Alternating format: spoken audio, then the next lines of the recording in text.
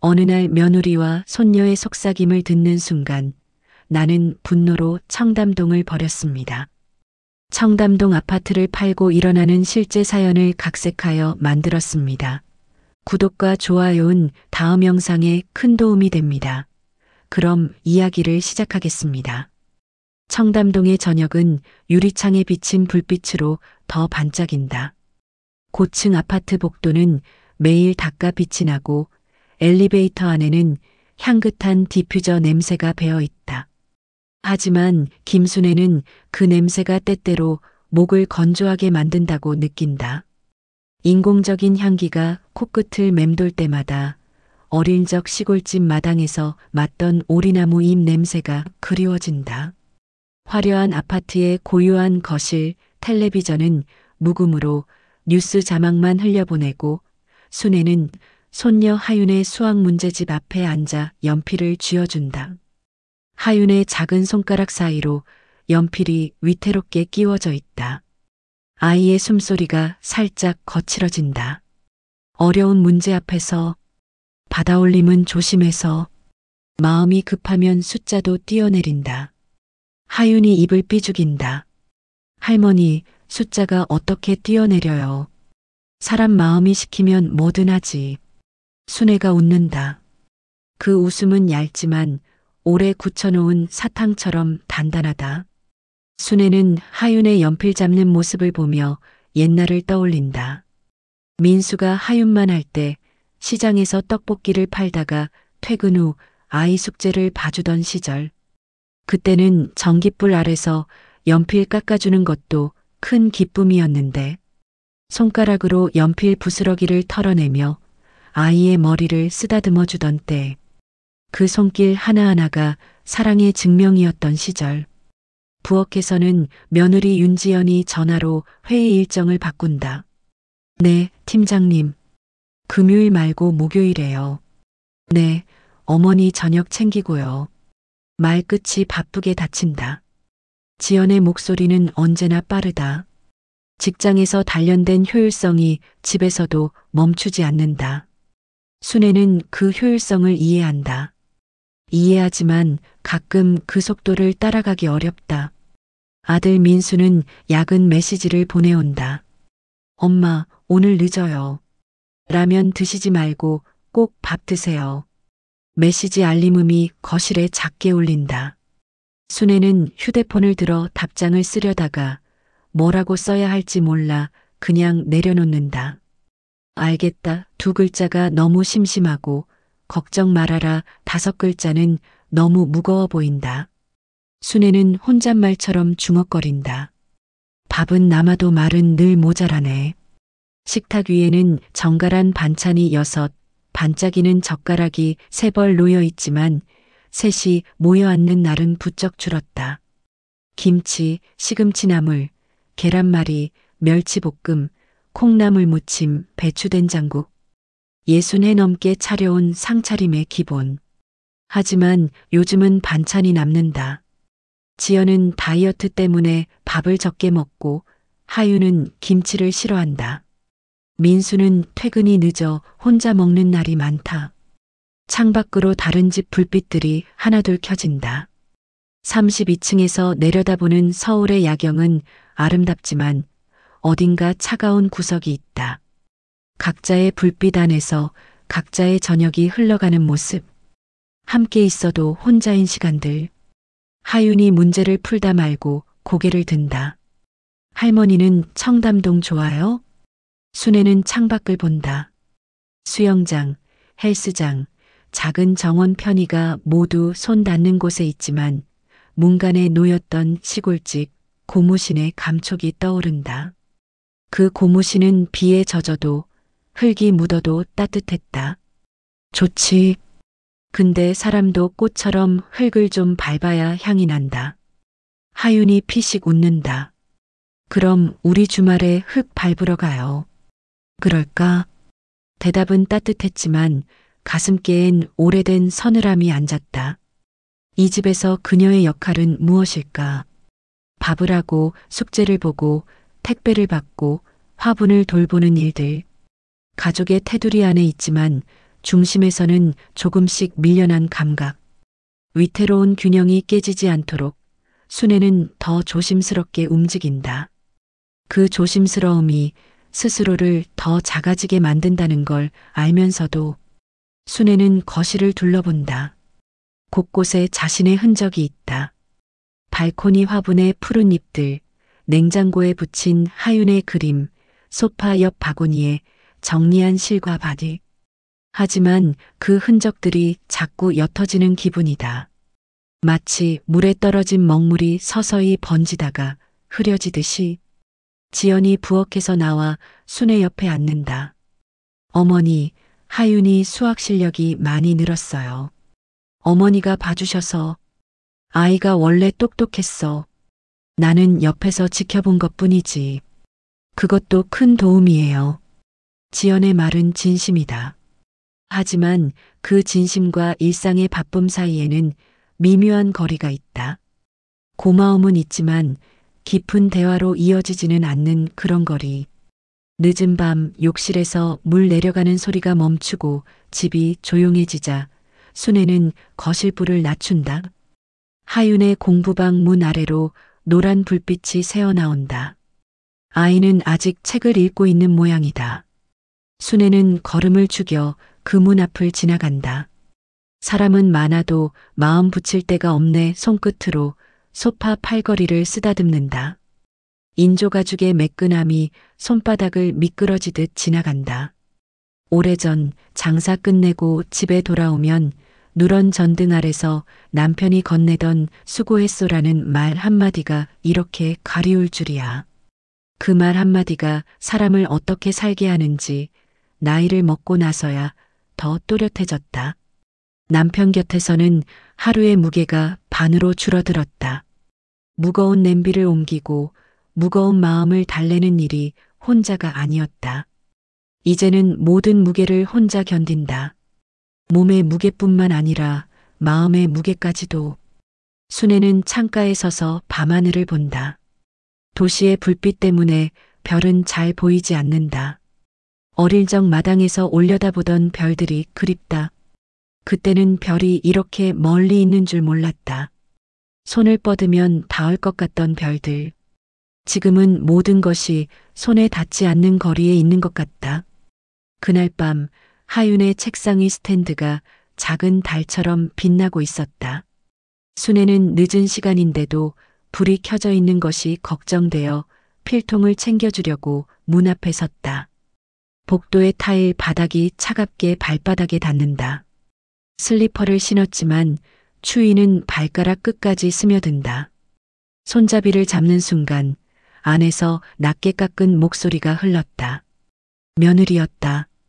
지연의 목소리는 평소보다 더 작고 더 조심스럽다. 하윤아, 엄마가 솔직할게. 엄마는 요즘 답답해. 아빠도 회사 힘들고 우리도 자리 잡아야 하고. 순애의 손이 문고리 위에서 굳어진다. 숨소리도 조심스럽게 줄인다. 어머니가 계시면 좋지만 가끔은 자리가 없어진 기분이 들어. 이 집이 너무 좁다는 생각도 들고 저 아파트가 우리 몫이 되면 얼마나 좋을까 그런 생각이 드는 건 나쁜 걸까? 지연의 목소리에는 죄책감과 솔직함이 뒤섞여 있다. 딸에게만 털어놓을 수 있는 마음의 무게. 순애는 그 무게를 온몸으로 받아낸다. 조심스러운 한숨이 이어진다. 그 한숨 소리가 순애의 가슴을 후벼 판다. 이어지는 하윤의 작은 속삭임. 할머니가 들으면 슬퍼요. 알아. 그래서 말 못하는 거야. 어머니는 좋으신 분이야. 정말 고마워. 하지만 가끔 우리만의 시간도 필요해. 우리만의 공간도. 순애는 문틈에서 뒤로 물러선다. 발소리가 나지 않도록 더욱 조심스럽게. 문틈은 한 뼘도 안 되는 간격으로 벌어져 있었다. 그 사이로 스탠드 빛이 칼날처럼 흘러나와 복도 바닥을 가르고 그 빛의 경계에 순애의 발끝이 서 있었다. 순간 심장이 툭 떨어졌다. 우리 몫이라는 두 글자에 머리가 하얘졌다. 우리. 그 우리 안에 자신은 없었다. 우리는 지연과 민수와 하윤. 자신은 그들의 우리 바깥에 있는 사람이었다. 내가 자리를 차지하고 있었구나. 내가 이 집의 바람길을 막고 있었구나. 가슴속에 오래 접어두었던 종이가 펴지듯 고요가 찢어졌다. 사람이 늙으면 짐이 된다던 시장통 절친의 말이 귓불을 잡아당겼다. 그때는 무슨 소리냐며 손사래를 쳤는데 지금 와서 그 말이 전곡을 찌른다. 방 안에서 대화는 계속된다. 하윤이 묻는다. 엄마는 할머니를 싫어해요? 아니야, 절대. 싫어하는 게 아니라 어려워. 어른이 되면 다 어려워. 사랑하는 사람과 함께 사는 것도 어렵고 나만의 시간을 갖는 것도 어려워. 할머니를 모시고 사는 것도 우리 가족만의 시간을 갖는 것도 다 어려운 거야. 지연의 목소리에 피로가 묻어난다. 직장에서의 스트레스, 육아의 부담, 그리고 시어머니를 모시는 책임감까지. 그 모든 것이 38살 여자의 어깨 위에 얹혀 있다. 그때 하윤이 다시 물었다. 엄마, 그럼 할머니는 언제까지 우리랑 같이 살아? 잠깐의 침묵이 흐른다. 그 침묵이 순애의 심장을 쥐어짠다. 지연의 낮은 대답이 뒤따른다. 모르지, 오래가진 않겠지. 말은 귓속을 스쳐갔지만 칼이나 마찬가지였다. 오래가진 않겠지. 그 말에는 여러 의미가 담겨 있다. 나이가 많으니 자연스럽게 그럴 것이라는 뜻일 수도 있고 상황이 바뀔 것이라는 기대일 수도 있다. 순애는 문손잡이에서 손을 떼고 조용히 뒤로 물러났다. 발소리가 나지 않게 슬리퍼를 벗고 맨발로 거실을 지나쳤다. 차가운 바닥이 발바닥에 직접 닿는다. 그 차가움이 오히려 현실감을 준다. 소파 끝에 앉자 허리춤이 뜨거워졌다. 몰려오는 눈물을 꾸겨 넣으려 눈을 질끈 감았다. 눈꺼풀 안쪽에서 오래된 장면들이 퐁퐁 솟았다. 새벽 시장서 떡볶이 떡을 삶고 국물을 내던 냄비, 비 오는 날 젖은 앞치마, 젖은 돈, 막차 버스, 그리고 어린 민수의 손. 민수가 5살 때 감기에 걸려 열이 펄펄 끓던 날. 병원비가 부족해 밤새 해열제만 먹이며 등을 문질러 주던 기억. 엄마 아파요라고 끙끙거리는 아이를 품에 안고 괜찮아, 엄마가 있어라고 수없이 속삭이던 밤. 그때 순애는 아이에게 세상 전부였다. 그 아이가 자라서 대학에 가고 직장에 들어가고 결혼을 해서 이 아파트를 마련했다. 순애의 손과 발과 등이 다 닳아서 만들어낸 결과물. 하지만 이제 그 결과물 안에서 자신은 옵션이 되어 있다. 있어도 되고 없어도 되는. 내가 너희를 어디까지 밀어 올렸는데 올라가더니 나는 내려오라 하는구나. 문득 휴대폰 화면이 켜졌다. 자녀 데이터가 곧 소진됩니다. 라는 알림. 우스워서 웃음이 새어나왔다. 내 마음의 자녀, 그것도 곧 소진되겠지. 순애는 거실 창가로 걸어간다. 야경이 여전히 아름답다. 하지만 그 아름다움 속에서 자신의 자리를 찾을 수 없다. 32층에서 내려다보는 세상은 멀고 자신은 그 세상과 단절된 것 같다. 눈가를 훔치며 속으로 말했다. 그래, 알겠다. 내 자리를 내가 비워주자.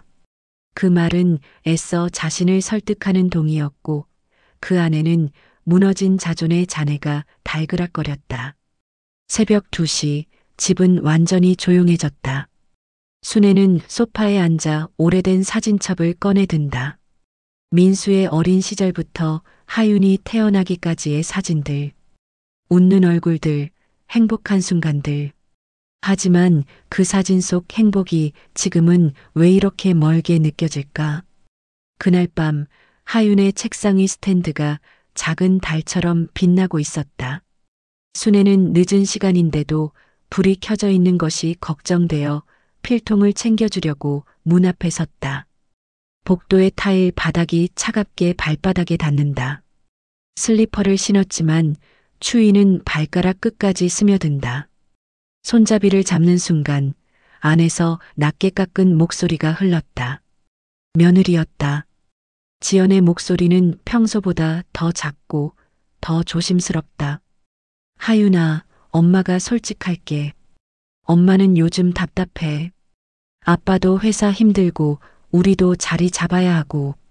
순애의 손이 문고리 위에서 굳어진다. 숨소리도 조심스럽게 줄인다. 어머니가 계시면 좋지만 가끔은 자리가 없어진 기분이 들어. 이 집이 너무 좁다는 생각도 들고 저 아파트가 우리 몫이 되면 얼마나 좋을까 그런 생각이 드는 건 나쁜 걸까? 지연의 목소리에는 죄책감과 솔직함이 뒤섞여 있다. 딸에게만 털어놓을 수 있는 마음의 무게. 순애는 그 무게를 온몸으로 받아낸다. 조심스러운 한숨이 이어진다. 그 한숨 소리가 순애의 가슴을 후벼 판다. 이어지는 하윤의 작은 속삭임. 할머니가 들으면 슬퍼요. 알아. 그래서 말 못하는 거야. 어머니는 좋으신 분이야. 정말 고마워. 하지만 가끔 우리만의 시간도 필요해. 우리만의 공간도. 순애는 문틈에서 뒤로 물러선다. 발소리가 나지 않도록 더욱 조심스럽게. 문틈은 한 뼘도 안 되는 간격으로 벌어져 있었다. 그 사이로 스탠드 빛이 칼날처럼 흘러나와 복도 바닥을 가르고 그 빛의 경계에 순애의 발끝이 서 있었다. 순간 심장이 툭 떨어졌다. 우리 몫이라는 두 글자에 머리가 하얘졌다. 우리, 그 우리 안에 자신은 없었다. 우리는 지연과 민수와 하윤. 자신은 그들의 우리 바깥에 있는 사람이었다. 내가 자리를 차지하고 있었구나. 내가 이 집의 바람길을 막고 있었구나. 가슴속에 오래 접어두었던 종이가 펴지듯 고요가 찢어졌다. 사람이 늙으면 짐이 된다던 시장통 절친의 말이 귓불을 잡아당겼다. 그때는 무슨 소리냐며 손사래를 쳤는데 지금 와서 그 말이 전곡을 찌른다. 방 안에서 대화는 계속된다. 하윤이 묻는다. 엄마는 할머니를 싫어해요? 아니야, 절대. 싫어하는 게 아니라 어려워. 어른이 되면 다 어려워. 사랑하는 사람과 함께 사는 것도 어렵고 나만의 시간을 갖는 것도 어려워. 할머니를 모시고 사는 것도 우리 가족만의 시간을 갖는 것도 다 어려운 거야. 지연의 목소리에 피로가 묻어난다. 직장에서의 스트레스, 육아의 부담, 그리고 시어머니를 모시는 책임감까지. 그 모든 것이 38살 여자의 어깨 위에 얹혀 있다. 그때 하윤이 다시 물었다. 엄마, 그럼 할머니는 언제까지 우리랑 같이 살아? 잠깐의 침묵이 흐른다. 그 침묵이 순애의 심장을 쥐어짠다. 지연의 낮은 대답이 뒤따른다. 모르지, 오래가진 않겠지. 말은 귓속을 스쳐갔지만 칼이나 마찬가지였다. 오래가진 않겠지. 그 말에는 여러 의미가 담겨 있다. 나이가 많으니 자연스럽게 그럴 것이라는 뜻일 수도 있고 상황이 바뀔 것이라는 기대일 수도 있다. 순애는 문손잡이에서 손을 떼고 조용히 뒤로 물러났다. 발소리가 나지 않게 슬리퍼를 벗고 맨발로 거실을 지나쳤다. 차가운 바닥이 발바닥에 직접 닿는다. 그 차가움이 오히려 현실감을 준다. 소파 끝에 앉자 허리춤이 뜨거워졌다. 몰려오는 눈물을 꾸겨 넣으려 눈을 질끈 감았다. 눈꺼풀 안쪽에서 오래된 장면들이 퐁퐁 솟았다. 새벽 시장서 떡볶이 떡을 삶고 국물을 내던 냄비, 비 오는 날 젖은 앞치마, 젖은 돈, 막차 버스, 그리고 어린 민수의 손. 민수가 5살 때 감기에 걸려 열이 펄펄 끓던 날. 병원비가 부족해 밤새 해열제만 먹이며 등을 문질러 주던 기억. 엄마 아파요라고 끙끙거리는 아이를 품에 안고 괜찮아. 엄마가 있어라고 수없이 속삭이던 밤. 그때 순애는 아이에게 세상 전부였다. 그 아이가 자라서 대학에 가고 직장에 들어가고 결혼을 해서 이 아파트를 마련했다. 순애의 손과 발과 등이 다 닳아서 만들어낸 결과물. 하지만 이제 그 결과물 안에서 자신은 옵션이 되어 있다. 있어도 되고 없어도 되는. 내가 너희를 어디까지 밀어 올렸는데 올라가더니 나는 내려오라 하는구나. 문득 휴대폰 화면이 켜졌다. 자녀 데이터가 곧 소진됩니다. 라는 알림. 우스워서 웃음이 새어나왔다. 내 마음의 자녀, 그것도 곧 소진되겠지. 순애는 거실 창가로 걸어간다. 야경이 여전히 아름답다. 하지만 그 아름다움 속에서 자신의 자리를 찾을 수 없다. 32층에서 내려다보는 세상은 멀고 자신은 그 세상과 단절된 것 같다. 눈가를 훔치며 속으로 말했다. 그래, 알겠다. 내 자리를 내가 비워주자. 그 말은 애써 자신을 설득하는 동이었고 그 안에는 무너진 자존의 잔해가 달그락거렸다. 새벽 2시 집은 완전히 조용해졌다. 순애는 소파에 앉아 오래된 사진첩을 꺼내든다. 민수의 어린 시절부터 하윤이 태어나기까지의 사진들. 웃는 얼굴들, 행복한 순간들. 하지만 그 사진 속 행복이 지금은 왜 이렇게 멀게 느껴질까? 아침은 아무 일 없던 듯 시작됐다. 순애는 평소처럼 새벽 5시 반에 일어나 부엌으로 향했다. 가스레인지를 켜고 된장국을 끓였다. 멸치를 우린 물에 된장을 풀어넣는 손놀림이 자연스럽다. 60여 년간 반복해온 동작들. 멸치 냄새와 된장의 구수함이 퍼져 집 전체를 감싼다. 국 조금 더 끓여야 진국이야. 말끝이 스스로를 다독이는 주문처럼 들렸다. 진국. 오래 끓여야 우러나는 깊은 맛. 사람도 그런 건 아닐까? 오래 끓어야 우러나는 깊이가 있는데 그 깊이를 알아봐주는 사람이 점점 줄어든다. 지연이 허둥지둥 부엌으로 나온다. 머리를 정리하면서 시계를 본다. 어머니, 아침 일찍 일어나셨네요. 잠이 안 와서. 순애의 대답은 간결하다. 밤새 뒤척이며 내린 결심에 대해서는 말하지 않는다. 민수가 젓가락을 들며 말했다. 엄마 국은 왜 이렇게 맛있지? 나중에 레시피 영상 찍자. 요즘 할머니 레시피 이런 게 인기래. 순애는 잠시 민수를 본다.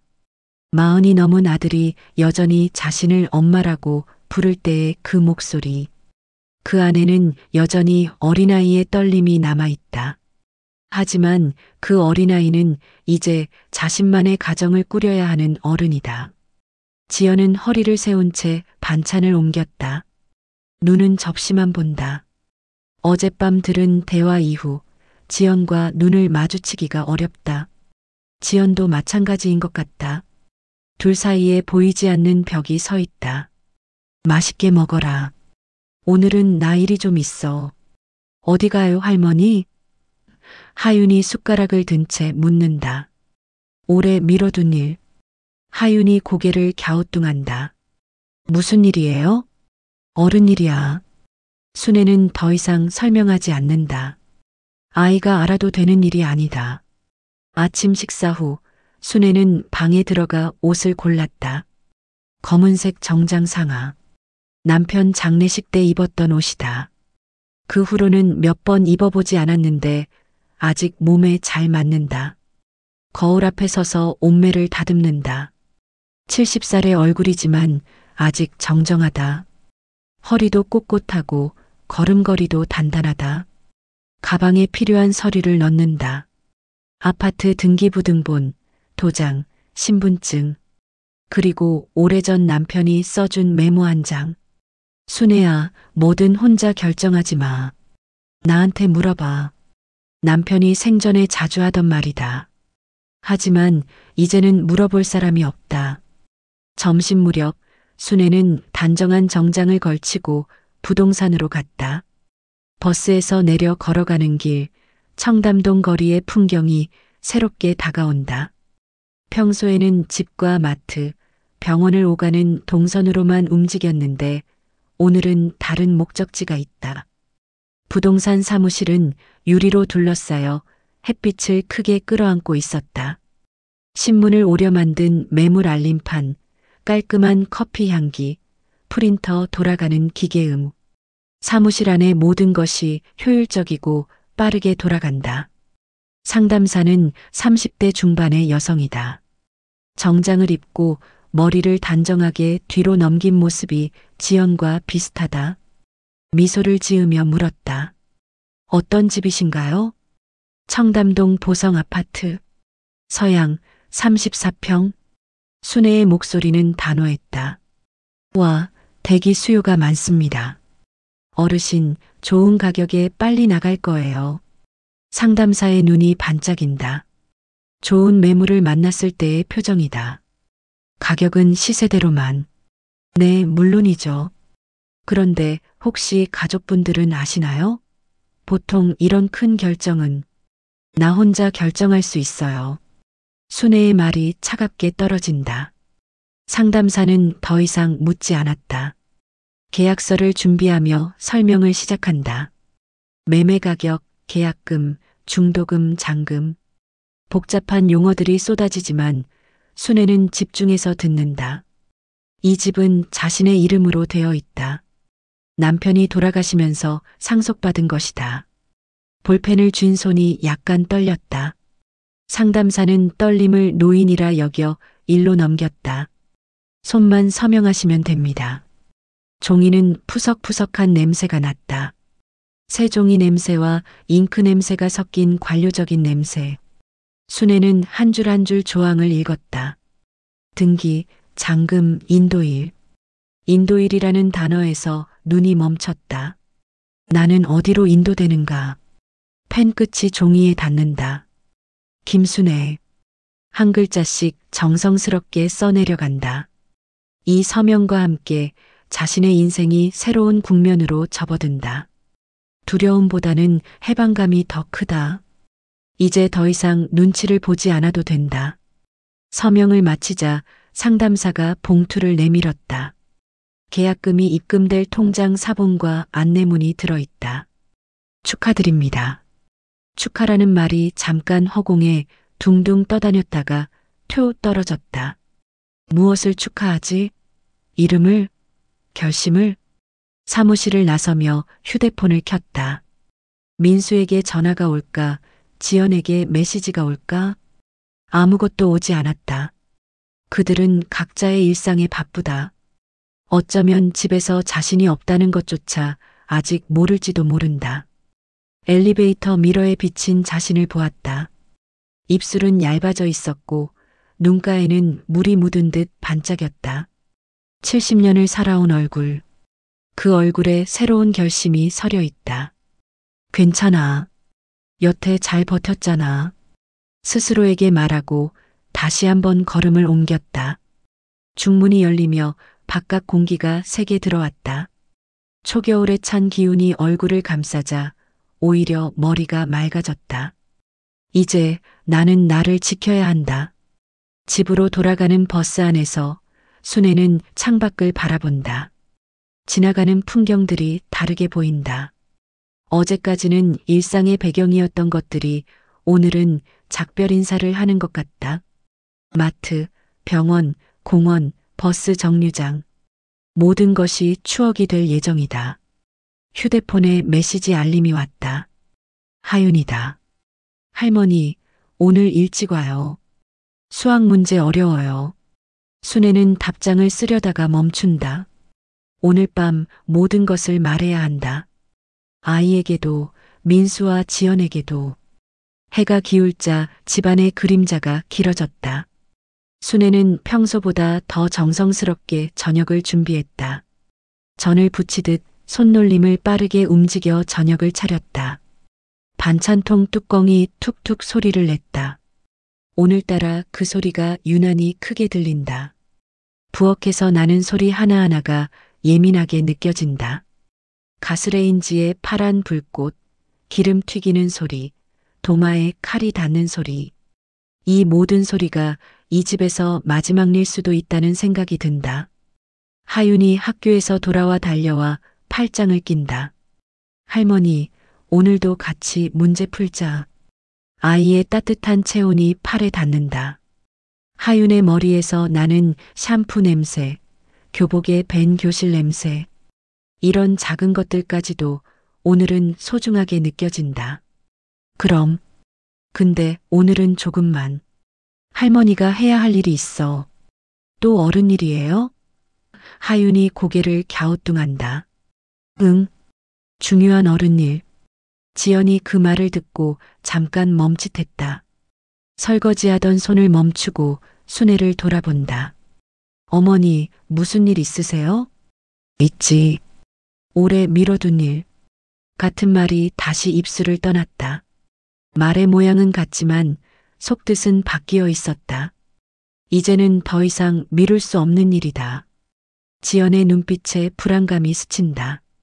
평소와 다른 순애의 분위기를 감지한 것이다. 여자의 직감이라고 해야 할까? 뭔가 중대한 일이 벌어지고 있다는 것을 안다. 혹시 어디 아프신 건 아니죠? 몸은 괜찮아.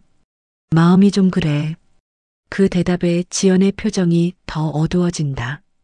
어젯밤 하윤과 나눈 대화가 떠오르는 것이다. 혹시 자신들의 대화를 들었을까 하는 불안감이 스친다. 식탁에 둘러앉아 공기는 묵직했다. 평소보다 조용한 저녁이다. 민수는 서류 가방을 옆에 내려놓고 물었다. 엄마, 오늘 어디 다녀오셨어요? 시장. 짧은 대답이 튀어나갔다. 거짓은 아니었다. 부동산 가는 길에 시장에 들러 김을 사고 생강을 사왔으니까. 그러나 말 끝에는 숨길 수 없는 떨림이 묻었다. 70년을 살아오면서 가족에게 이렇게 큰 비밀을 가져본 적이 없다. 지연이 고개를 들어 순애를 보았다. 그 눈빛에는 의문과 경계가 섞여 있었다. 며느리의 육감이 작동하고 있다. 뭔가 말하지 않는 것이 있다는 것을, 그것이 자신들과 관련된 것이라는 것을 직감적으로 안다. 순애는 시선을 식탁 아래로 내렸다. 말을 하면 무너진다. 오늘은 아직은 아니다. 하지만 언제까지 숨길 수는 없다.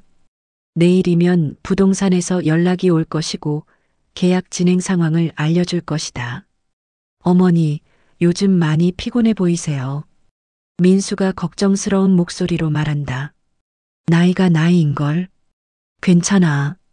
그래도 혹시 아픈 데 있으면 말씀해 주세요. 요즘 건강검진도 안 받으셨잖아요. 민수의 관심이 고맙지만 지금은 부담스럽기도 하다.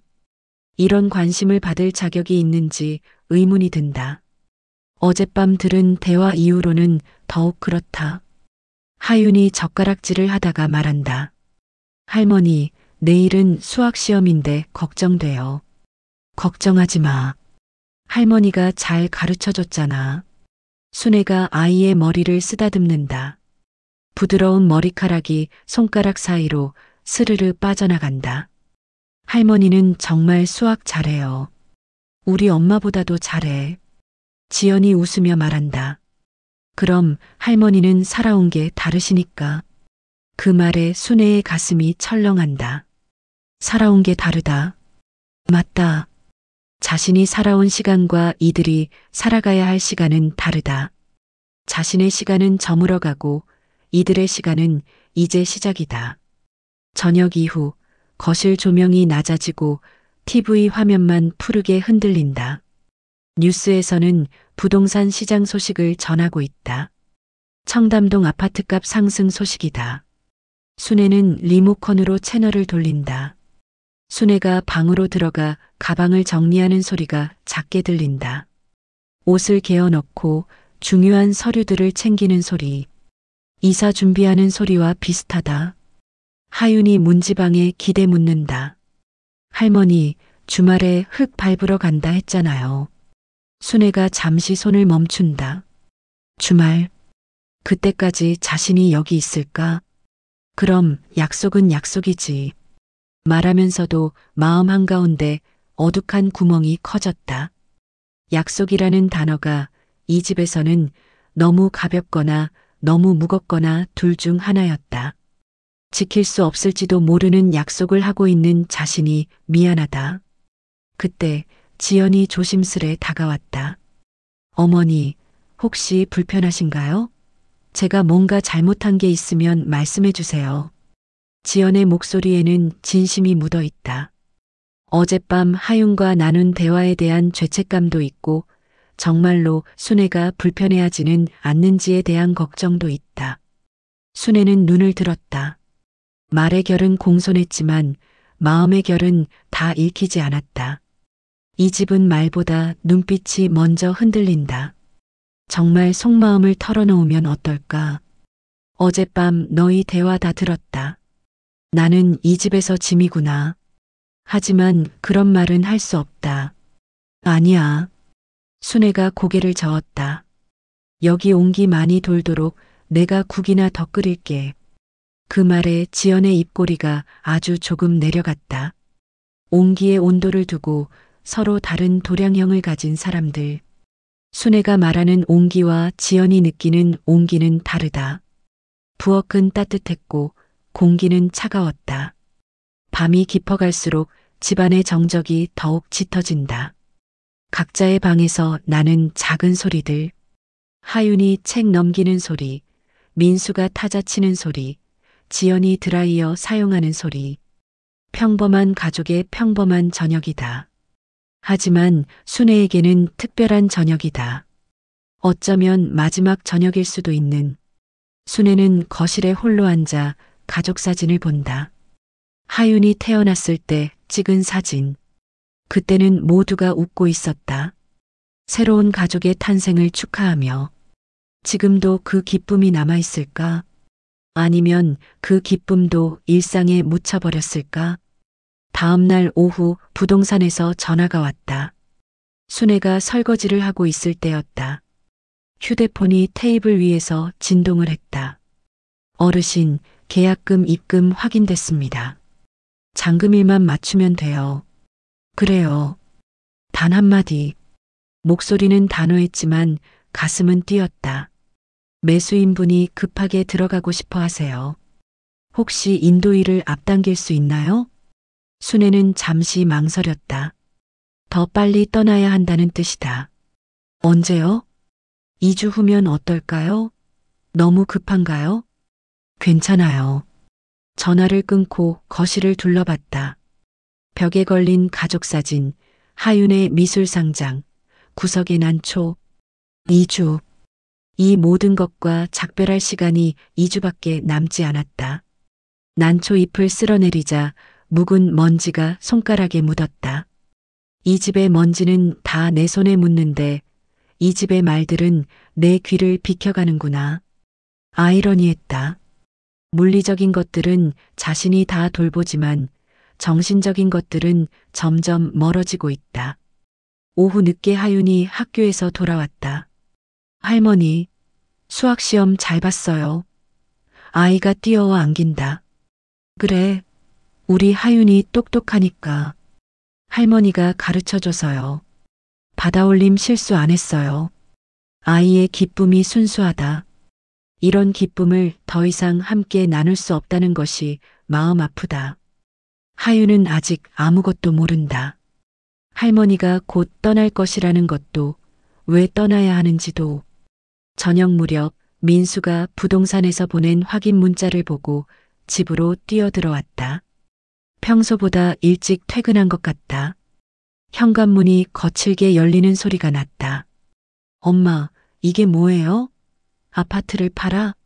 왜 이런 걸 우리랑 상의도 없이? 민수의 목소리가 집 전체에 울린다. 지연이 놀라며 부엌에서 뛰어나오고 하윤이 방에서 고개를 내민다.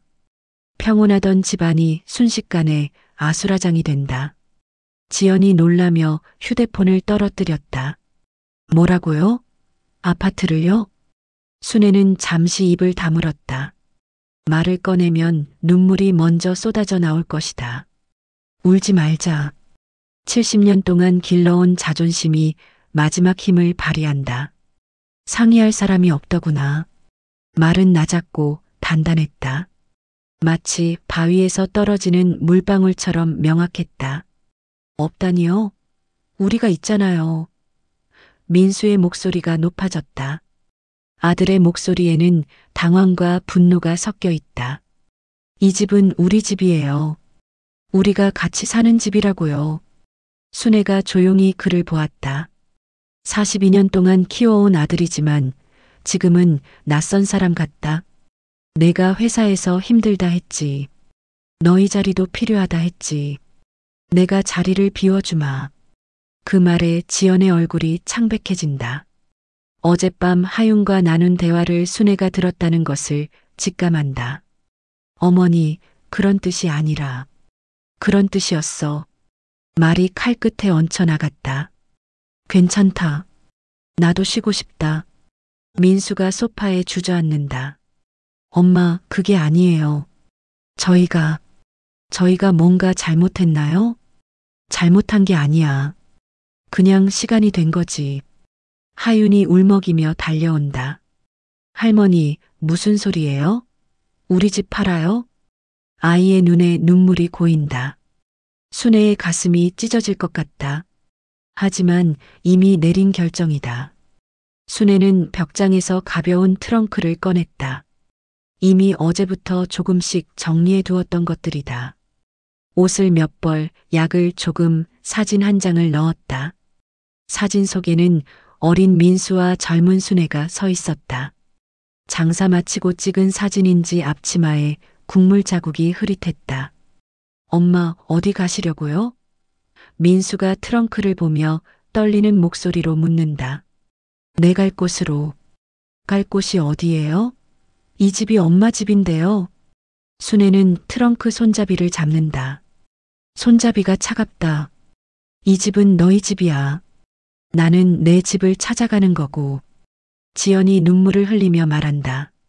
어머니, 제가 잘못했어요. 어젯밤 말씀 들으셨죠? 제가 바보 같은 소리를 했어요. 정말 그런 뜻이 아니었어요. 알아.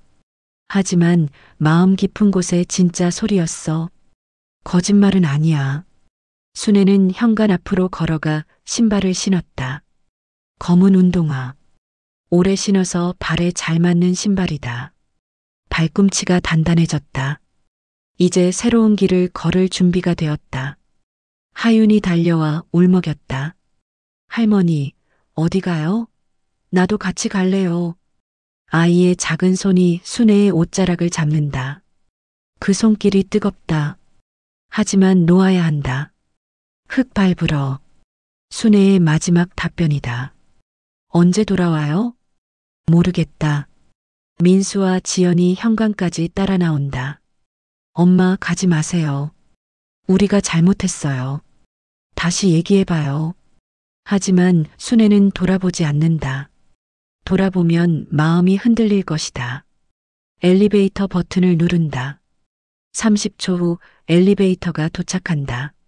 문이 닫힐 때 고무 패킹이 밀리는 소리가 낮게 울렸다. 그 소리는 오래 남았다. 마치 누군가의 마지막 숨처럼. 엘리베이터 안에서 순애는 처음으로 눈물을 흘린다. 조용히 소리 없이 32층에서 1층까지 내려가는 동안 70년의 인생이 스쳐 지나간다. 버스는 도시의 불빛을 뒤로 밀어내며 고속도로로 들어섰다. 창가에 이마를 대니 차가운 유리가 맥박을 따라 미세하게 떨렸다. 서울을 벗어나는 것이 이렇게 오래간만인가.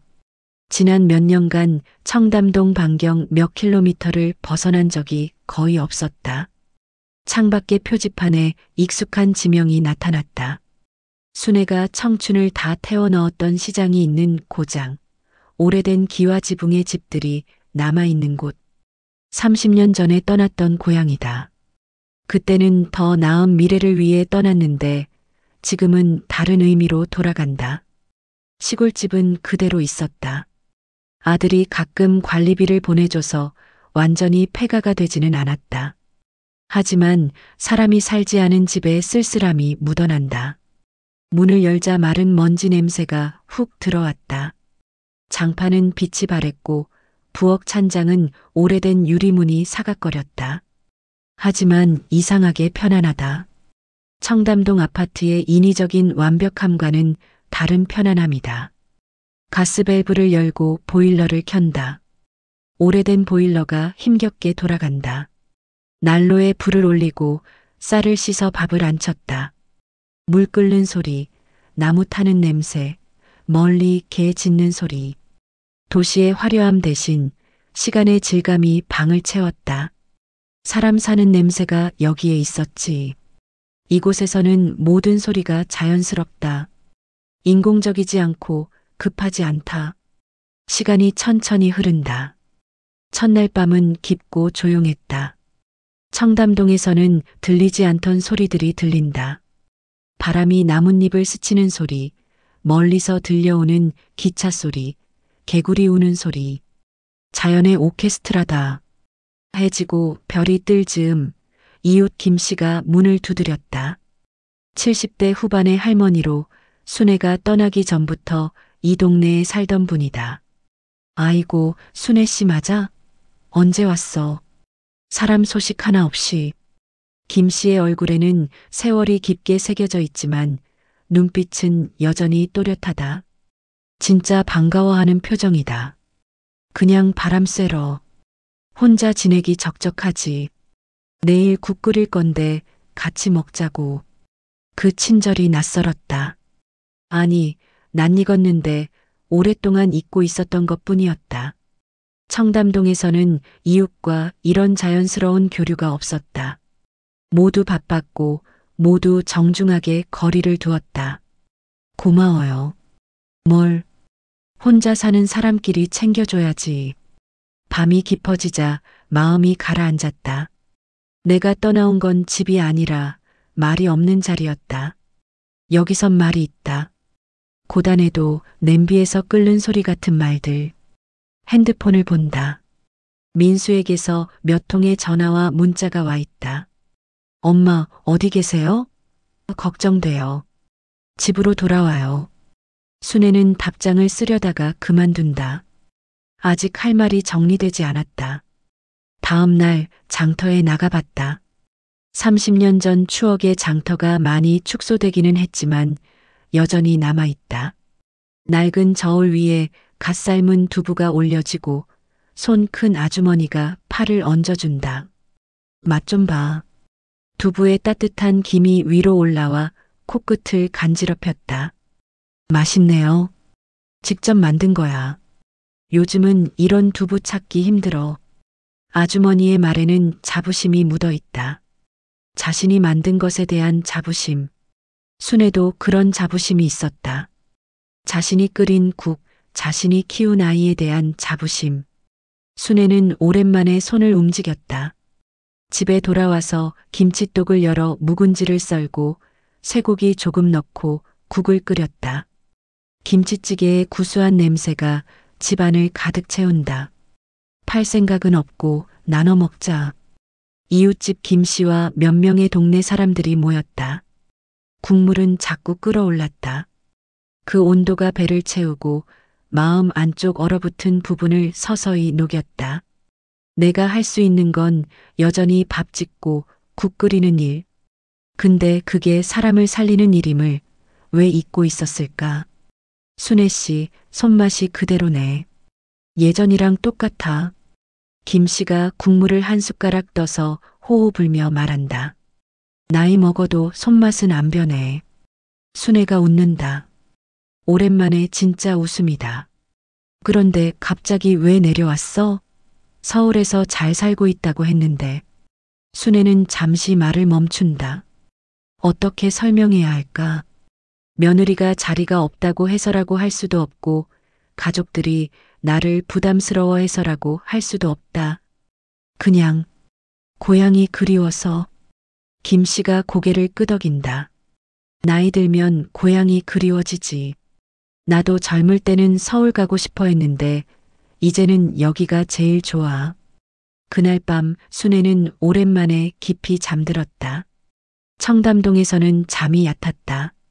언제나 뭔가에 신경 쓰느라 완전히 긴장을 풀 수 없었다. 하지만 여기서는 다르다. 마음이 편하다. 며칠이 지나자 동네 사람들이 하나둘 찾아온다. 순애 씨가 돌아왔다더라.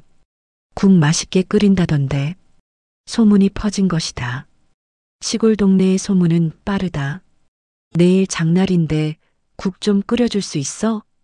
장터 상인 중 한 명이 부탁한다. 국을 왜요? 요즘 장터에 찾아오는 사람들이 줄어서 서로 힘들어해. 같이 국 한 그릇씩 나눠 먹으면서 정도 좀 나누자는 거야. 순애는 고민하지 않고 대답한다. 좋아요. 다음 날 장날, 순애는 큰 냄비에 국을 끓였다. 멸치 우린 물에 된장 풀고 시래기 넣고 두부도 조금. 소박하지만 든든한 국이다. 장터에 냄비를 들고 나가자 사람들이 모여든다. 상인들, 장 보러 온 사람들, 그냥 지나가던 사람들까지 모두 각자 그릇을 들고 와서 국을 받아간다. 이거 얼마예요? 한 할머니가 묻는다. 돈 받을 생각 없어요. 그냥 드세요. 그럼 안 되지. 공짜로 먹으면 속이 불편해. 그럼 맛있게 드시는 걸로 값을 치르세요. 사람들의 웃음소리가 장터에 퍼진다. 오랜만에 듣는 소리다. 진짜 기쁨에서 나오는 웃음. 핸드폰이 울린다. 민수다. 이번에는 받는다. 엄마, 어디 계세요? 걱정돼 죽겠어요. 고향에 있어. 고향이요? 그 옛날 집에요? 응. 왜 거기에? 언제 돌아오세요? 순애는 잠시 말을 멈춘다. 장터에서 국 먹고 있는 사람들을 본다. 모두 편안한 얼굴이다. 모르겠다. 엄마, 우리가 잘못했어요. 집으로 돌아와요. 다시 얘기해봐요. 너희는 너희 생활해라. 나는 여기서 내 생활한다. 그게 무슨 소리예요? 사람은 자기 자리에서 살아야 해. 내 자리는 여기인 것 같다. 전화를 끊고 국자로 국을 계속 퍼준다. 이것이 자신이 할 수 있는 일이다. 사람들을 배불리 먹이는 일. 며칠 뒤 먼지 묻은 승용차 한 대가 마당 앞에 멈췄다. 순애가 마당에서 빨래를 널고 있을 때였다. 문이 열리고 민수가 내렸다. 눈밑이 퀭했다. 며칠 동안 제대로 잠을 못 잔 것 같다. 엄마 목소리 하나에 많은 말이 실려 있었다. 미안함, 당황, 그리움, 그리고 안도감도. 순애는 손에 들고 있던 빨래 집게를 바구니에 넣는다. 왔니? 말은 담담하지만 가슴은 뛴다. 아들을 보니 반갑다. 하지만 동시에 복잡하기도 하다. 왜 왔을까? 데려가려고? 아니면 정말 걱정이 되어서? 국 한 그릇 할까? 순애가 먼저 말한다. 민수는 숟가락을 들다 말고 울음을 삼켰다. 엄마, 내가 엄마 마음을 몰랐어. 회사 일이 힘들다고, 집이 버겁다고, 그런 말만 했지. 엄마가 얼마나 외로웠는지 생각도 못했어. 순애가 국을 떠서 민수 앞에 놓는다. 김치찌개에 밥 한 그릇. 소박하지만 정성이 들어간 식사다. 다 그런 거지. 순애의 대답은 덤덤하다. 지연이 엄마를 미워한 게 아니었어. 며칠 전 그날 얘기. 엄마가 들었다는 말. 사실 그날 지연이 아동센터 기부 미팅 준비하던 날이었어. 민수가 천천히 설명한다. 지연이 회사에서 진행하는 사회공헌 프로젝트에 대해, 그날 밤 하윤과 나눈 대화의 진짜 맥락에 대해. 저 아파트만 우리 몫이 되면이라고 한 건 바보 같은 말장난이었대. 몫이 아니라 목돈 자기 적금이 모이면 큰 기부를 해보고 싶다고. 하윤이랑 둘이 속닥이면서 꿈 얘기를 했대. 순애는 국자를 멈춘다. 오해였단 말인가? 하지만 동시에 생각한다. 오해든 아니든 자신이 느꼈던 소외감은 진짜였다. 그런데 어쨌든 변명이지. 엄마가 얼마나 다쳤을지 생각을 못했어. 우리가 너무 바빠서 엄마 마음을 돌보지 못했어. 말은 뒤늦게 돌아왔지만 상처는 앞서 있었다. 순애는 잠시 아들의 얼굴을 바라본다. 42년 동안 키워온 아들. 여전히 자신의 아들이다. 순애는 잠시 아들의 얼굴을 바라보다가 고개를 끄덕였다. 말이 늦으면 마음이 먼저 도착한다. 도착한 마음이 어디 앉을지 몰라 허둥대다 엉뚱한 자리에 틀어앉기도 하고 민수가 눈가를 훔쳤다. 엄마, 집은 이미 계약 들어갔다면서요. 취소할 방법을 알아보고 있어. 안 해도 된다. 왜요? 우리가 다시 잘해보면 안 돼요? 순애는 창밖을 본다. 마당에 널린 빨래가 바람에 펄럭인다. 그 너머로 논이 보이고 산이 보인다. 이 풍경이 좋다. 나는 여기서 숨을 쉰다. 너희는 너희 자리를 만들어라. 다만 말은 더하고 살아라. 말이 없으면 사람은 벽이 된다. 엄마, 그리고 하윤이한테 전해줘라. 할머니가 약속한 흙밟기 여기서 실컷 하고 있다고. 민수가 천천히 고개를 끄덕였다. 그 고개 끄덕임 속에 수십 개의 미안함이 들어 있었다. 그리고 어쩔 수 없는 받아들임도. 가끔 올게요. 엄마, 언제든 와. 국은 항상 끓고 있으니까. 민수가 떠난 후 순애는 혼자 마당에 서 있었다. 쓸쓸하기도 하고 홀가분하기도 했다. 이제 정말로 자신의 인생을 살 수 있을 것 같았다. 핸드폰이 울린다. 하윤이다. 할머니, 아빠가 할머니 찾아갔다고 했어요. 응, 왔다 갔어. 할머니, 언제 집에 와요? 보고 싶어요. 아이의 목소리에 눈물이 날 것 같다. 하지만 참는다. 할머니 집은 여기야. 하윤이가 보고 싶으면 여기로 놀러와. 정말요? 흙 밟으러 가기로 했잖아요. 응. 여기 흙이 많아. 맨발로 걸어도 돼. 아이의 웃음소리가 전화기 너머로 들린다. 그 웃음이 순애의 마음을 따뜻하게 한다. 저녁이 되자 김씨 할머니가 찾아온다. 오늘 아들 왔다 갔다며? 응. 뭐라고 하던? 집으로 돌아오라고. 그래서 안 간다고 했어. 김씨가 웃는다. 잘했어. 자식들은 자기 생각만 해. 우리도 우리 생각 좀 하자. 두 할머니가 마당에 앉아 별을 본다. 시골의 별은 도시보다 훨씬 밝다. 어릴 적 봤던 그 별들이다. 여기서 사니까 어때? 김씨가 묻는다. 좋아. 사람 냄새가 나. 그럼 됐지 뭐. 간단한 대화지만 그 안에는 깊은 위로가 있다. 서로를 이해하는 사람끼리의 대화. 몇 달이 흘렀다. 청담동 아파트의 문은 다른 사람의 키로 열리고 닫혔다. 새로운 가족이 그곳에서 새로운 추억을 만들고 있을 것이다. 대신 시골 마을 회관역 작은 간판이 걸렸다. 수뇌밥상 공동부어. 간판을 만드는데 김씨 할머니가 도움을 줬다. 간판이 있어야 정식으로 보이지 않겠어? 작지만 정성스럽게 만든 간판이다. 아침이면 냄비에서 김이 오르고 점심이면 사람들이 모인다. 재개발로 가게를 잃은 상인, 독거노인, 일자리 찾는 중장년, 아이 손잡고 온 엄마까지. 누구든 그릇만 들고 오면 국을 퍼준다.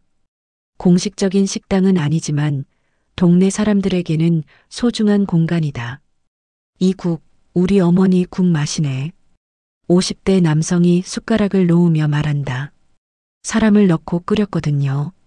순애가 웃는다. 웃음의 두께가 달라졌다. 예전엔 얇고 단단했다면 지금은 두껍고 부드럽다. 부러지지 않고 오래가는 웃음. 매일 오는 단골들이 생겼다. 혼자 사는 할아버지, 일용직으로 일하는 아저씨, 아이 둘을 키우는 젊은 엄마. 모두 각자의 사연이 있지만 이곳에서만큼은 그냥 국 한 그릇 나눠 먹는 이웃들이다. 순애 씨, 이거 봉사하는 거야? 돈도 안 받고. 한 할아버지가 묻는다. 봉사가 아니야. 그냥 사는 거지. 사는 게 국 끓이고 사람들하고 밥 먹고 얘기하고 이게 내가 사는 방식이야. 사실 순애에게도 이 일은 치료다. 청담동에서 느꼈던 무용감, 소외감이 여기서는 사라진다. 자신이 필요한 사람이라는 것을 매일 확인할 수 있다. 주말이면 하윤이 와서 앞치마를 맨다. 할머니, 파 송송 썰어왔어요. 민수가 운전해서 데려온다. 처음에는 어색했지만 이제는 자연스럽다. 가끔 지연도 함께 온다. 처음에는 미안해하고 어색해했지만 이제는 편하게 말을 건넨다. 우리 손녀 칼질이 늘었네. 순애가 하윤의 머리를 쓰다듬는다. 할머니가 가르쳐줬잖아요. 집에서도 엄마 요리 도와줘요. 그래, 우리 하윤이가 요리사 되겠네. 민수와 지연도 함께 온다. 말의 속도가 예전보다 느려졌다. 질문을 하고 대답을 기다리고 중간에 눈을 본다. 예전보다 대화다운 대화를 한다. 어머니, 여기서 사시는 게 정말 행복해 보여요. 지연이 조심스럽게 말한다. 행복해. 순애의 대답은 간단하지만 확신에 찬다. 지연이 조심스레 말한다. 어머니, 그날 말 제가 무심했어요. 용서해 주세요. 인생엔 무심이 들어갈 자리도 있더라. 다만 그 자리가 너무 커지지 않게만 하자. 그들의 사이에 따뜻한 김이 앉는다. 김은 금방 흩어지지만 또 금방 오른다. 예전보다 서로를 이해하려고 노력한다. 어느 날 민수가 제안한다. 엄마, 여기서 정식으로 식당 차리면 어떨까요? 허가도 받고 제대로 된 주방도 만들고. 순애가 고개를 젓는다. 굳이 그러지 않아도 돼. 지금이 좋아. 하지만 이렇게 계속 무료로 하시면. 무료가 아니야. 받는 게 있어. 뭘 받으시는데요? 고맙다는 말, 맛있다는 말, 함께 앉아 먹는 시간. 이런 게 다 받는 거지. 민수가 이해하는 듯 고개를 끄덕인다. 어머니가 원하는 것이 돈이 아니라는 것을 알겠다는 표정이다. 해가 기울면 아이들이 마당에서 공을 차고 노인들은 긴 벤치에 앉아 해를 등진다. 누구 하나 여기서 사는 게 사는 거지 하고 웃으면 다른 누구는 그래. 밥 한 술이 세상을 붙잡네 하고 맞장구 친다. 동네에 새로운 활기가 돌았다. 수뇌밥상을 중심으로 사람들이 모이고 이야기를 나누고 서로를 돌본다. 작은 공동체가 형성된 것이다. 순애는 간판을 올려다본다. 수뇌밥상이라는 네 글자가 바람에 살짝 흔들린다. 처음에는 수뇌밥상 공동부엌이라고 했는데 사람들이 그냥 수뇌밥상이라고 부른다. 더 친근하고 더 정답다. 집을 잃은 게 아니었네. 집을 넓힌 거였네. 이제 순애의 집은 이 건물 하나가 아니다. 이 동네 전체가 집이다. 국을 먹으러 오는 모든 사람이 가족이다. 그녀는 국자에 국을 가득 떠서 또 한 그릇을 건넨다. 많이 드세요. 오늘은 무가 달아요. 사람이 들어갔거든요.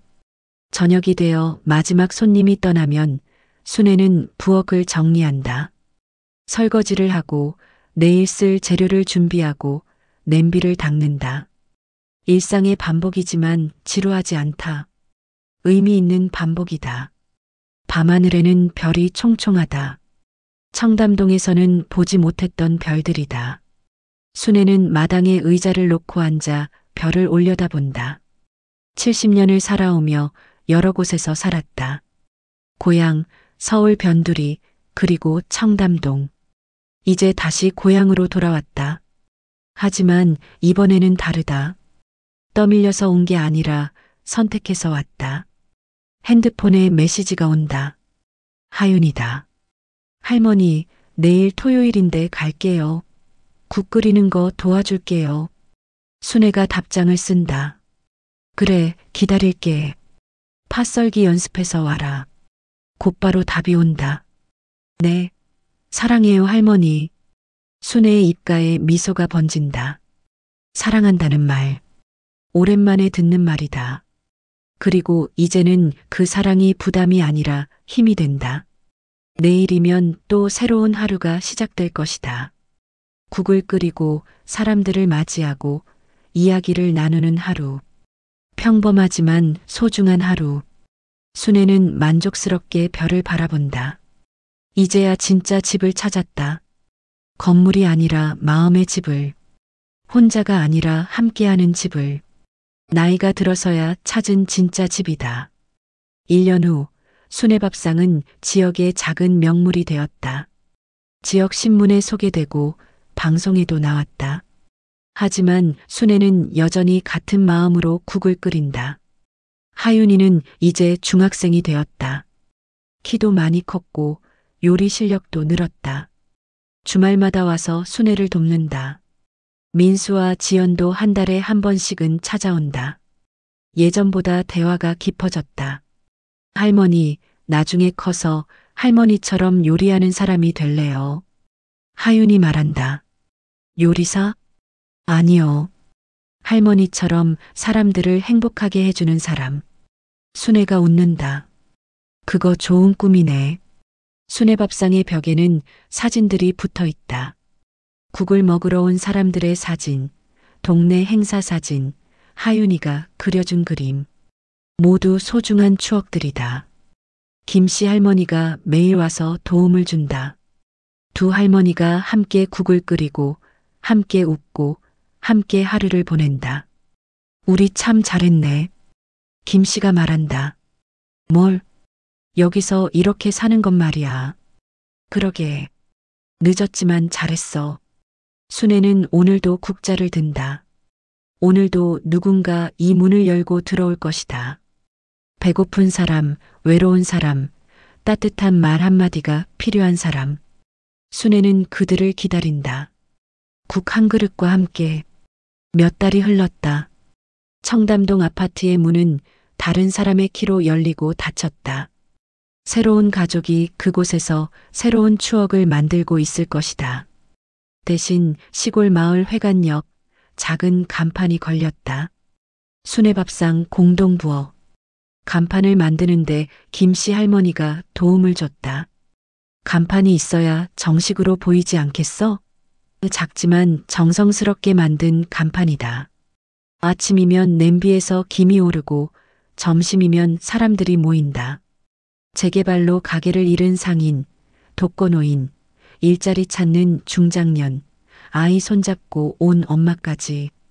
누구든 그릇만 들고 오면 국을 퍼준다. 공식적인 식당은 아니지만 동네 사람들에게는 소중한 공간이다. 이 국, 우리 어머니 국 마시네. 50대 남성이 숟가락을 놓으며 말한다. 사람을 넣고 끓였거든요. 순애가 웃는다. 웃음의 두께가 달라졌다. 예전엔 얇고 단단했다면 지금은 두껍고 부드럽다. 부러지지 않고 오래가는 웃음. 매일 오는 단골들이 생겼다. 혼자 사는 할아버지, 일용직으로 일하는 아저씨, 아이들을 키우는 젊은 엄마. 모두 각자의 사연이 있지만 이곳에서만큼은 그냥 국 한 그릇 나눠 먹는 이웃들이다. 순애 씨, 이거 봉사하는 거야? 돈도 안 받고. 한 할아버지가 묻는다. 봉사가 아니야. 그냥 사는 거지. 사는 게 국 끓이고 사람들하고 밥 먹고 얘기하고. 이게 내가 사는 방식이야. 사실 순애에게도 이 일은 치료다.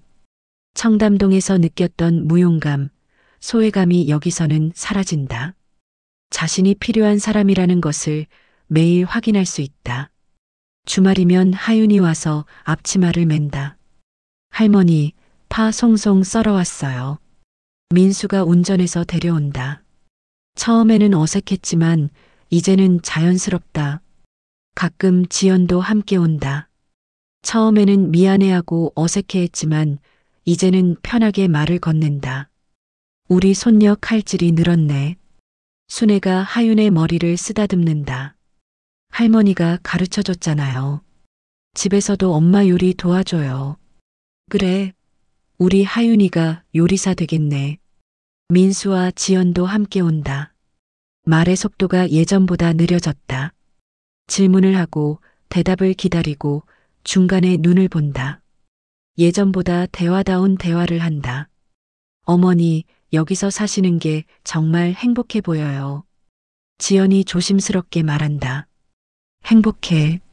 순애의 대답은 간단하지만 확신에 찬다. 지연이 조심스레 말한다.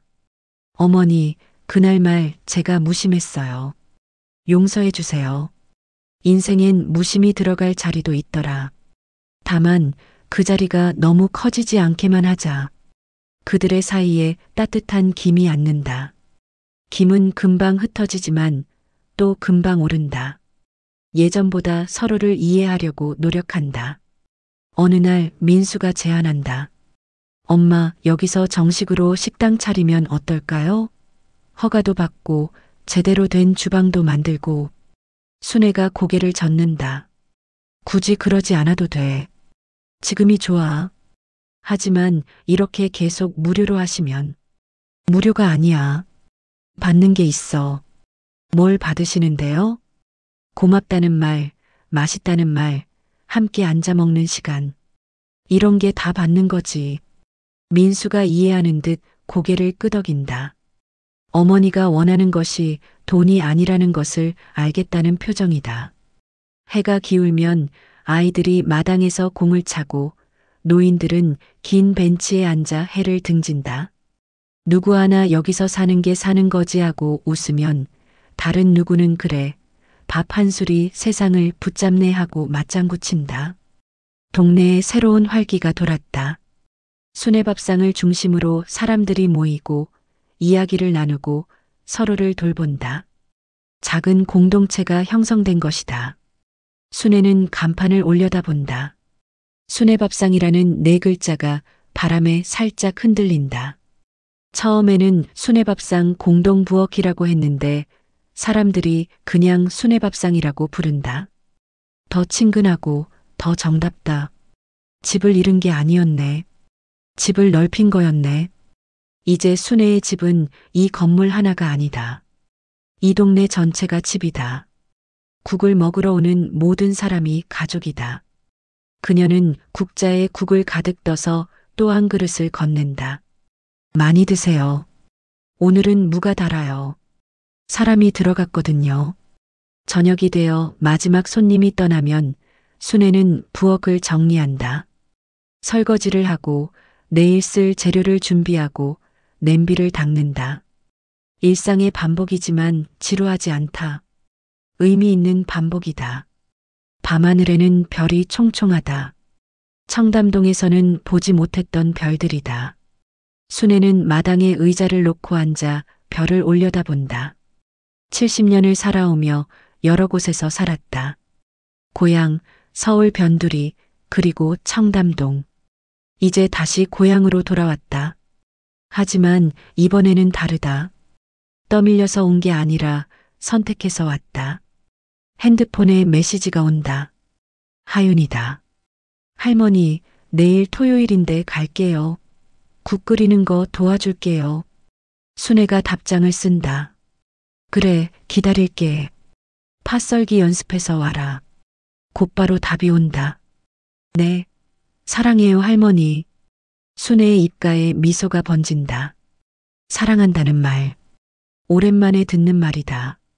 그리고 이제는 그 사랑이 부담이 아니라 힘이 된다. 내일이면 또 새로운 하루가 시작될 것이다.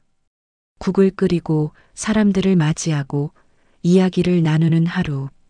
평범하지만 소중한 하루. 순애는 만족스럽게 별을 바라본다. 이제야 진짜 집을 찾았다. 건물이 아니라 마음의 집을. 혼자가 아니라 함께하는 집을. 나이가 들어서야 찾은 진짜 집이다. 1년 후 순애밥상은 지역의 작은 명물이 되었다. 지역 신문에 소개되고 방송에도 나왔다. 하지만 순애는 여전히 같은 마음으로 국을 끓인다. 하윤이는 이제 중학생이 되었다. 키도 많이 컸고 요리 실력도 늘었다. 주말마다 와서 순애를 돕는다. 민수와 지연도 한 달에 한 번씩은 찾아온다. 예전보다 대화가 깊어졌다. 할머니, 나중에 커서 할머니처럼 요리하는 사람이 될래요. 하윤이 말한다. 요리사? 아니요. 할머니처럼 사람들을 행복하게 해주는 사람. 순애가 웃는다. 그거 좋은 꿈이네. 순애 밥상의 벽에는 사진들이 붙어 있다. 국을 먹으러 온 사람들의 사진, 동네 행사 사진, 하윤이가 그려준 그림. 모두 소중한 추억들이다. 김씨 할머니가 매일 와서 도움을 준다. 두 할머니가 함께 국을 끓이고, 함께 웃고, 함께 하루를 보낸다. 우리 참 잘했네. 김씨가 말한다. 뭘? 여기서 이렇게 사는 건 말이야. 그러게. 늦었지만 잘했어. 순애는 오늘도 국자를 든다. 오늘도 누군가 이 문을 열고 들어올 것이다. 배고픈 사람, 외로운 사람, 따뜻한 말 한마디가 필요한 사람. 순애는 그들을 기다린다. 국 한 그릇과 함께. 끝까지 들어주셔서 감사합니다. 구독과 좋아요는 다음 영상에 큰 도움이 됩니다. 감사합니다.